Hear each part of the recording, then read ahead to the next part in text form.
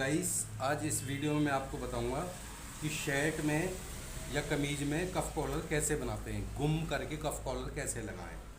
तो शर्ट हो या कमीज हो या कुर्ता हो, आपको लेडीज़ कॉलर जेंट्स कॉलर इस वीडियो में सारी टिप दूंगा मैं। तो आप देख सकते हो जैसे कि ये मैंने कॉलर काट रखा है। तो अब इस कॉलर को स्टिचिंग कैसे करेंगे। तो ये प्रॉपर सारी चीज़ें बताऊंगा कि कॉलर की प्रॉपर फिनिशिंग से स्टिचिंग कैसे होती है। जेंट्स शर्ट में भी, किसी में भी लगा सकते हो कॉलर, तो हर चीज़ में लगता है आजकल। जेंट्स शर्ट में हो गया या कमीज में हो गया या फिर कोई डिजाइनिंग वाली ब्लाउज होगी उसमें भी कॉलर होगी। तो गाइस, इस तरीके से मैंने कॉलर काट रखा है। तो इसकी ये प्रॉपर नॉक कैसे निकालेंगे हम, ये जो कोने होते हैं ये प्रॉपर कैसे निकलेंगे और कैसे प्रॉपर फिनिशिंग आती है। अगर जो हम कॉलर बनाएं तो प्रॉपर फिनिशिंग कैसे आएगी। तो जो ये मैंने पेस्टिंग चिपकाई है ना, आप कभी भी कॉलर बना रहे हो तो ये जो पेस्टिंग है, इस पेस्टिंग की आपको जड़ में सिलाई लगानी है। जड़ में बोले तो बिल्कुल मतलब कि सिलाई इससे हल्की सी हटके रहनी चाहिए, पेस्टिंग पर सिलाई नहीं चढ़नी चाहिए। और इस तरीके से आप सिलाई लगाओगे, मैं भी लगा के दिखा देता हूँ। अब ये जो मैं सिलाई लगा रहा हूँ ये क्या है, पेस्टिंग पर सिलाई नहीं चढ़नी चाहिए और उससे ज़्यादा दूर भी नहीं जानी चाहिए, जड़ में ही रहनी चाहिए। उसके बाद हम कोने तक लाएंगे। जैसे कोना आ गया हमारा, वहाँ पर मशीन सुई नीचे करके रोक देंगे इसको। उसके बाद हम धागा ले लेंगे इस तरीके से, और धागे को आप ऐसे डबल कर लोगे और ये डबल धागा करके हम इसको इस तरीके से रखेंगे। और इसके बाद हम एक चापा आगे लेंगे, फिर सुई को हम नीचे ही रखेंगे, ऊपर नहीं लाएंगे, और इस धागे को वापस ऐसे ले लेंगे। तो ये एक चापे में हमारा ये फंस गया। जो पहले मैंने मशीन रोकी उसके बाद एक चापा लिया, उसमें ये धागा फंस गया। तो अब इस धागे को हम यहाँ से अच्छे से इधर की साइड कर लेंगे इस तरीके से। ओके, तो इस तरीके से आप किसी भी की भी नोक निकाल सकते हो। अगर जो गले बना रहे हो ब्लाउज में या कोई भी कोना आता है तो इस तरीके से फिनिशिंग से आप एकदम प्रॉपर जो फिनिशिंग चाहिए कि नहीं हमें प्रॉपर कोना निकल आए बाहर, तो इस तरीके से निकाल सकते हो आप। तो आप देख सकते हो मैं ये सिलाई जो लगा रहा हूँ ये पेस्टिंग के ऊपर नहीं आ रही है, बिल्कुल जड़ में चला रहा हूँ मैं, ना ही इससे ज़्यादा अलग है, बिल्कुल जड़ में और पेस्टिंग के ऊपर भी नहीं है। अब ये दूसरा जो नॉक आ गई हमारी कॉलर की, तो इसको भी इस तरीके से ही निकालेंगे हम। इस तरीके से मैंने ये ले लिया है धागा और ऐसे फंसाया, ये देखो फिर मैं ले रहा हूँ ये एक चापा लिया और इसको धागे को ऐसे कर लिया मैंने। धागे को ऐसा करने के बाद इसको घुमा लेंगे हम बूट ऊपर करके, और इस धागे को इधर की साइड कर देंगे। फिर यहाँ से हम इधर की साइड में एक चापा लेंगे। ओके, उसके बाद आपको ये जो कॉलर है, पेस्टिंग है, जो नीचे वाला हिस्सा है, इसको आपको एक सूत कम रखना है, पेस्टिंग को एक सूत फालतू रखना है। ओके, ऐसे रखने के बाद इस तरीके से हम ये कॉलर की ये निकाल देंगे। अब ये एक सूत मैं कम क्यों रख रहा हूँ, क्योंकि हम इसको जब पलटेंगे ना तो पलटने के बाद हमारा ये प्रॉपर बराबर आएगा। अभी मैं आपको पलट के बाद पहले हम इसको एक बूट काट देंगे यहाँ से। एक्स्ट्रा मार्जिन जो भी है हमारा, एक पैर का मार्जिन रखने के बाद सारा मार्जिन इस तरीके से हम कट कर देंगे। तो ये बहुत काम की वीडियो है, क्योंकि कफ कॉलर और ये जो प्रॉपर फिनिशिंग की चीज़ें होती हैं ये चीज़ें मैं आपको समझा रहा हूँ। उसके बाद क्या है, ये कॉलर को आप हल्का सा इस तरीके से कर लोगे और उसके बाद इसको उंगली की वजह से ऐसे निकालोगे। तो ये देख सकते हो, ये धागा खींच दूंगा मैं, देखो ये धागा खींच दिया है मैंने, तो ये कितना अच्छा कॉलर निकल गया है मेरा। ऐसे ही हम इधर इसको निकालेंगे, इसको भी ऐसे खींच लेंगे उंगली की मदद से, और जब थोड़ा सा रह जाए तब आपको धागा खींचना है इस तरीके से। और इस तरीके से उसके बाद फिर हम इस पर एक पैर की सिलाई लगाएंगे। जो एक पैर की सिलाई लगाओगे, अंदर का मार्जिन आप उंगली की मदद से इसको ऐसे खींच के रखोगे ऐसे, और आप देख सकते हो ये जो मैंने उंगली की मदद से खींच रखा था, अब जैसे कि ये है तो इसको मैं ऐसे करके ऐसे खींच के रखूँगा ऐसे। ओके, तभी कॉलर अच्छे से बन पाएगा आपका। और सिलाई का ध्यान रहे कि सिलाई हमारी प्रॉपर आनी चाहिए, क्योंकि अगर जो प्रॉपर नहीं आएगी तो फिनिशिंग नहीं आएगी, शर्ट हो या कोई भी हो। तो इस तरीके से हमें एक बूट की लगानी है सिलाई, तो पूरे कॉलर पे एक बूट की प्रॉपर फिनिशिंग से सिलाई आनी चाहिए। ऐसा नहीं कहीं कम हो रही है कहीं ज़्यादा हो रही है, फिर वो देखने में लगेगा कि किसी अनाड़ी ने बनाया है। तो इस तरीके से आप तसल्ली से एक बूट की सिलाई लगा लें, और इस कपड़े को अंदर वाले को फिर मैं खींच के रखूँगा यहाँ पर ऐसे अच्छे से, उसके बाद इसको खींच के रखना है अच्छे से, इस तरीके से इसको खींच के रखोगे आप नीचे वाले कपड़े को, नीचे वाले कपड़े को इस तरीके से खींच के रखोगे और ऐसे सिलाई लगानी है। उसके बाद जो एक्स्ट्रा मार्जिन है इसको हम ऐसे निकाल देंगे, ऐसे कट करके, ओके। उसके बाद इन दोनों का हम धागे निकाल देंगे उसके बाद, क्योंकि हमारी नोक निकल चुकी है तो अब धागे का कोई काम नहीं है। और इसको हम ऐसे करके और ऐसे सेंटर का कुटका लगाएंगे इसका बिल्कुल अच्छे तरीके से, इस तरीके से कुटका लगा लेना है।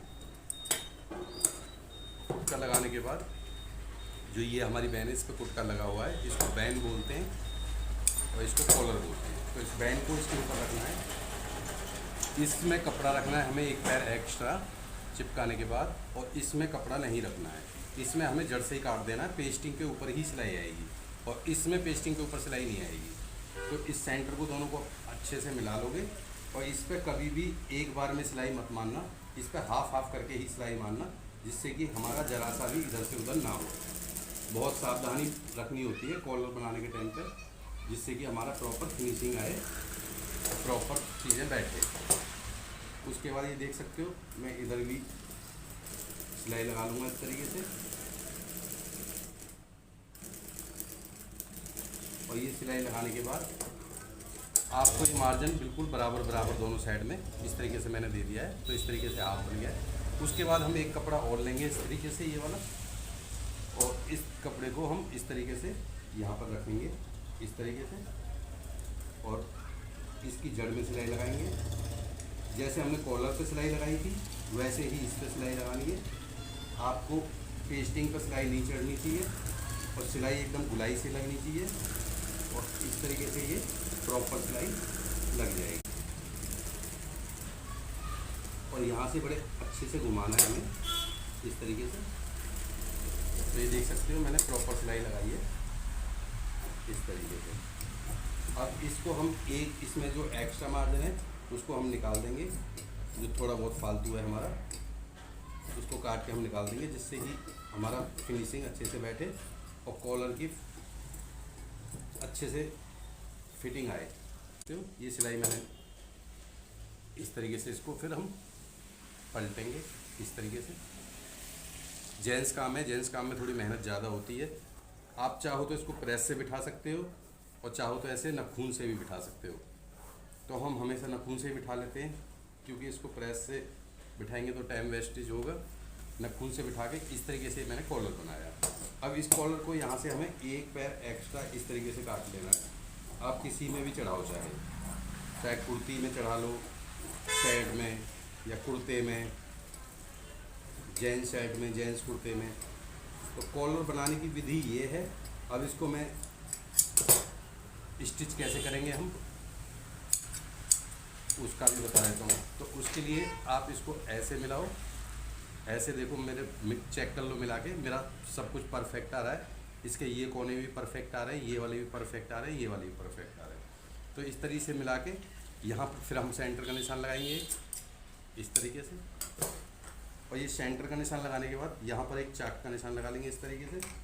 और उसके बाद हम जिसमें भी लगाना है, आपको शर्ट में लगाना है या कुर्ते में लगाना है, उसको ले लोगे और इस तरीके से रख के इसको, और इस तरीके से हम इसका साइज नापेंगे।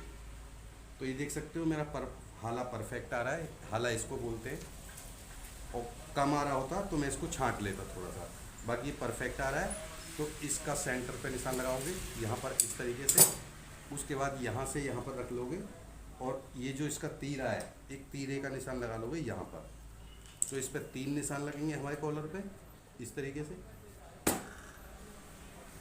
ये देखो, ये तीसरा निशान मैंने इस तरीके से लगाया। उसके बाद आप इसको सीधी साइड ही रखोगे कॉलर को, उल्टी साइड नहीं रखना है, क्योंकि ये हमारी जो पेस्टिंग है, ये कॉलर हमारा ऐसे आना चाहिए, ऐसे इस तरीके से आना चाहिए। तो इस तरीके से तभी आएगा। कहीं आप इसको उल्टा मत चढ़ा लेना, अंदर से कहीं चढ़ाने लग जाओ, अंदर से नहीं चढ़ता कॉलर कभी भी। जेंट्स कॉलर सीधी साइड से चढ़ता है, जेंट्स हो या लेडी जो, कॉलर हमेशा सीधी साइड से ही चढ़ता है। तो आप इसको ऐसे करके यहाँ पे बिल्कुल प्रॉपर लगाओगे, जरा सा भी आगे पीछे नहीं होना चाहिए इस तरीके से। और ये जो सिलाई का धागा है इसको काटना मत, इसको ऐसे के ऐसे ही रखना, ये बहुत काम का धागा होता है हमारा। और इसके बाद मैं बताऊंगा कफ कैसे लगाए जाते हैं। तो इस तरीके से पहले मैं ये कॉलर को लगा रहा हूँ, देख लो आप अच्छे तरीके से, इस तरीके से एक पैर की सिलाई लगा रहा हूँ मैं। अब ये देखो हमारा तीरे का जो निशान था वो तीरे पे आया है एकदम, और ये सेंटर का निशान सेंटर में लेना है हमें। तो हल्का सा आगे पीछे हो तो आप खींच भी सकते हो। तो मेरा एक सूत का फ़र्क आ रहा है सेंटर के निशान में, तो इस कॉलर को मैं खींच के लूँगा इस तरीके से। अब देखो परफेक्ट आ गया है मेरा, क्योंकि ये हला उरेब होता है, इसको हल्का सा भी खींचोगे तो खिंच जाता है। उसके बाद हमारे तीनों निशान मिलने चाहिए। आप जब हमने लगाए कॉलर के निशान, वो दो निशान तीरे पे आने चाहिए हमारा, और सेंटर का निशान सेंटर पे आना चाहिए, तभी हमारा कॉलर अच्छे से बैठेगा। अगर जो निशान आउट होंगे तो हमारा कॉलर इधर उधर भगने लग जाएगा एक साइड, कॉलर सेंटर में नहीं बैठेगा अगर जो निशान आउट होंगे तो इस तरीके से मैंने ये देख सकते हो, ये वाला निशान जो है इस कंधी पे आ गया है, ये सेंटर का निशान बैक के सेंटर में आ गया है, और ये वाला निशान इस सेंटर में आ गया है। ओके, मैंने इस तरीके से सिलाई स्टिच कर दी है। अब इसको हम इस तरीके से रखेंगे, इस तरीके से, और इस तरीके से रखने के बाद सेंटर को, जो ये निशान कॉलर पे लगे हुए हैं, इसको भी हम सेंटर वाला सेंटर में ही लगाएंगे इस तरीके से। और कंधी का निशान जो हमारा तीरे का था वो तीरे पे आना चाहिए। अगर जो तीरे वाला पीस नहीं बना रहे हो तो फिर वहाँ पर एक निशान लगा लो, बट क्या है 3 निशान होने चाहिए जिससे कि हमारा प्रॉपर सेंटर मिले। उसके बाद इस पर मैं जड़ की लब की सिलाई लगाऊंगा इस तरीके से, आप देख सकते हो। ये देखो, इसको खींच के रख रहा हूँ, ये वाली चीज़ हमारी इसकी जड़ में आनी चाहिए एकदम इस तरीके से। और इसको आप रखने के बाद यहाँ पर जो ये सिलाई आएगी इसका ध्यान रखना, सिलाई बिल्कुल गोल होनी चाहिए, हमें ज़रा सी भी सिलाई का कोना इधर से उधर नहीं होना चाहिए। बिल्कुल फिनिशिंग से सिलाई लगाओगे ये वाली इस तरीके से। और यहाँ पर एक लंबी सिलाई कॉलर पर लगा दोगे इस तरीके से। और ये जो धागा जो मैंने आपको बताया था, इस धागे की मदद से ये मेरा सारा मार्जिन अंदर चला जाएगा नॉक का, और नॉक यहाँ बहुत अच्छे से बन जाएगी। जो मैंने बोला था ये धागा काटना नहीं है, उस धागे की मदद से हमारी ये नॉक बहुत अच्छे से बनती है, क्योंकि वो धागा सारे लफूचड़े अंदर ले जाता है। जो भी कटिंग के लफूचड़े होते हैं वो सारे उस धागे की मदद से अंदर चले जाते हैं। तो इस तरीके से ये देखो मैंने परफेक्ट इस तरीके से निकाला।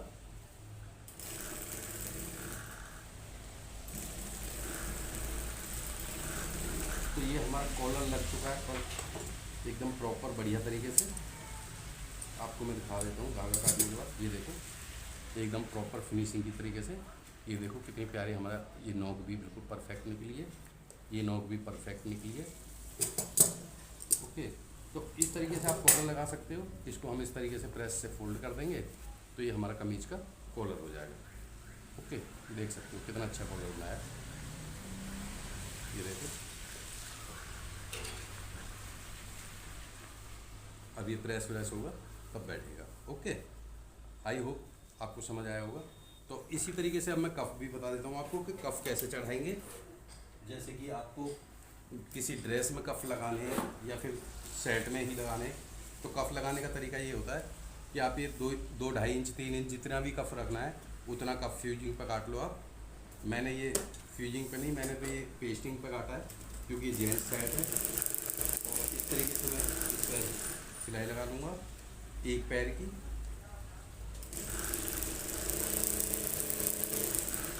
और ये मैंने एक पैर की सिलाई लगा ली है इन दोनों पे। उसके बाद हम धागे काट देंगे। तो कफ का भी सेम हमें ऐसे रखना है इसको, और इसको बिल्कुल बराबर आना चाहिए हमारा इस तरीके से। और इस फोल्ड को हम इस तरीके से यहाँ पे लेके आएंगे। और इस जैसे हमने कॉलर पर सिलाई लगाई थी वैसे ही जड़ में इसकी सिलाई लगानी है। आप चाहो तो इसको गोल रख सकते हो, स्क्वायर रख सकते हो। मैंने कट करके कट वाला कफ बनाया है, बट इसको गोल भी बना सकते हो आप। आगे से यहाँ से गुलाई काट लोगे तो ये गोल हो जाएगा। स्क्वायर भी रख सकते हो, आप जैसे चाहो डिजाइन वैसा रख सकते हो। कफ का थोड़ा सा चढ़ाने के लिए कॉलर से अलग है मैटर, तो मैं वो समझा देता हूँ आपको। इसको इस तरीके से एक बूट रखो और इसको ऐसे अब इसको हम पलट लेंगे ऐसे, इधर की साइड इस तरीके से पलट लेंगे।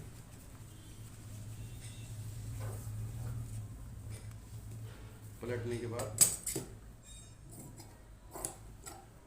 इसको हम बराबर ऐसे एक पैर एक्स्ट्रा कॉलर कफ से एक पैर एक्स्ट्रा इसको काटेंगे और दोनों को ऐसे सेंटर मिलाएंगे।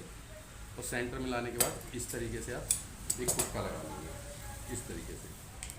ऐसे ही लगाने के बाद आप ये चढ़ाना कैसे है कफ को, आप जैसे ड्रेस जो बनती हैं आजकल कफ का बहुत वो चल रहा है ट्रेंड में,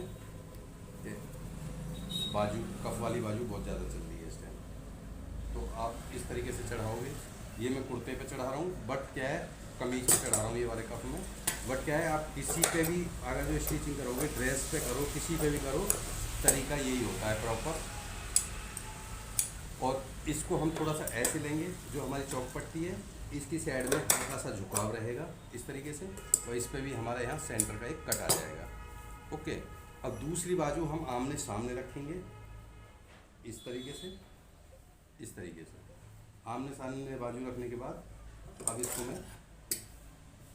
इसको भी अच्छे से देख लेंगे, कोई कम ज़्यादा ना कटे। तो इस तरीके से हमें बाजू मिला लेनी है आमने सामने रख के, और इसके बाद ऐसे सेंटर पर पुटका लगा लेना है। उसके बाद हमको ये कॉलर हमारा ऊपर की साइड से लगता है और कफ हमारा अंदर की साइड से लगता है। तो ये अंदर की साइड से मैं कफ इस तरीके से लूँगा, इस तरीके से, और यहाँ पर एक छोटी सी प्लेट दे देंगे। प्लेट देने के बाद हमारा सेंटर का निशान प्रॉपर आ गया है। तो इस तरीके से मैं इसमें एक बूट की सिलाई लगाऊंगा और इस चौक पट्टी को इस तरीके से फोल्ड कर लूँगा। फोल्ड करने के बाद ये जो मार्जिन है इसको हम पीछे रखेंगे। पीछे रखने के बाद इसको भी हम इस तरीके से आगे लेंगे इस तरीके से। ऐसे ही आमने सामने रख के चढ़ाते हैं। कभी भी आप स्टिचिंग कर रहे हो तो ऐसे नहीं पहले एक का चढ़ा लिया, नहीं, आमने सामने रखो दोनों को। इस तरीके से कफ कॉलर चढ़ाए जाते हैं। कफ चढ़ाने ऐसे आमने सामने रखोगे इस तरीके से। उससे क्या है कि हमें पता रहता है कि हाँ भाई उसमें इतना गैप गया है तो इसमें भी उतना जाना है।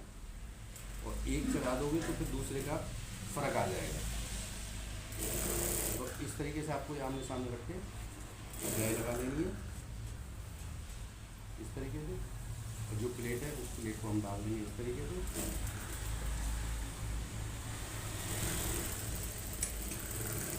इस तरीके से डालने के बाद इसको हम सेंटर में से अलग अलग कर लेंगे। अब इस कफ को हम ऐसे सीधा करेंगे इस तरीके से। और जो कफ की सिलाई लगाओगे वो हम चाहो तो आप सेंटर से लगा सकते हो और चाहो तो पूरी भी लगा सकते हो, क्योंकि कफ ज़्यादा बड़ा होता नहीं है तो इसमें उतना फ़र्क हमारा आता नहीं है। अब ये मेरा सेंटर परफेक्ट मिल गया है जो सेंटर लगा हुआ था, तो मैं इसको उधर से चालू करके लगा दूँगा। बट क्या कॉलर में ये गलती मत करना, कॉलर में सेंटर से ही निशान सिलाई चालू करना। कफ में एक बार को आप कर सकते हो कि आप एक साइड से लगाओ, बट कॉलर में ऐसा काम नहीं करना। उसके बाद ये हम एक पैर की सिलाई लेंगे बड़ी सफाई से। मेन चीज़ है इसके कोने जो होते हैं ना, कोनों पे सिलाई हमारी देख लेना चाहिए। अगर जो आपने एक चाप भी इधर से उधर कर दिया ना तो पूरी फिनिशिंग बेकार हो जाएगी शर्ट की। ये जो कोने होते हैं इन पर हमें प्रॉपर मशीन चलानी है, कितनी दूर तक जाएगा उसके बाद वहाँ से हमें कट कर देना है इस तरीके से। आप देख सकते हो ये कितना अच्छे से कॉलर लगाया, कफ लगाया है मैंने। ये देखो अभी प्रेस व्रेस कुछ नहीं हुई है इस पर, और बैठ गया ना प्रॉपर। यहाँ से भी देखो कोई झोल नहीं आ रहा है, जो यहाँ से खिंचाव आता है ना, झोल आता है, तो कोई झोल तो नहीं आ रहा, देखो बिल्कुल प्रॉपर बैठ रहा है। ओके, तो आई होप इस तरीके से आप भी बनाओ। ऐसे ही हम इस दूसरे वाले कप में करेंगे। इसकी भी हम सिलाई इस तरीके से ले लेंगे इस तरीके से, और इसकी जड़ पे सिलाई लगाएंगे यहाँ पर इस तरीके से।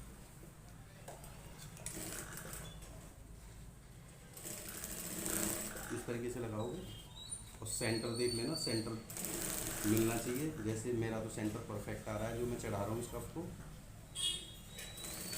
और ये कोने निकालने के लिए आपको उंगली से ऐसे लपूचड़े पूरे अंदर डालोगे और प्रॉपर कोना निकलना चाहिए।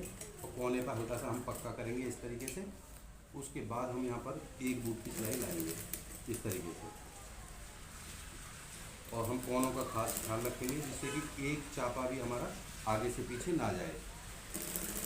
अगर जो आप शेड के कॉलर या कप के कॉलर देखोगे तो कितनी फिनिशिंग से बने होते हैं, उसमें बड़ी सफाई से बनाना होता है, हमें एक एक चापे का ध्यान रखना होता है।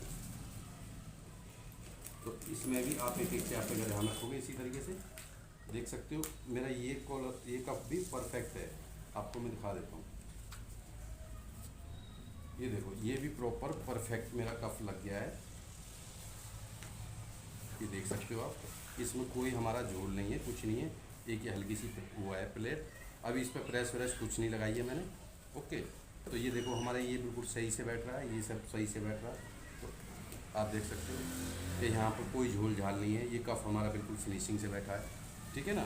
तो इस तरीके से आप भी, आई होप वीडियो आपको समझ आई होगी, इस तरीके से आप भी लगा सकते हो।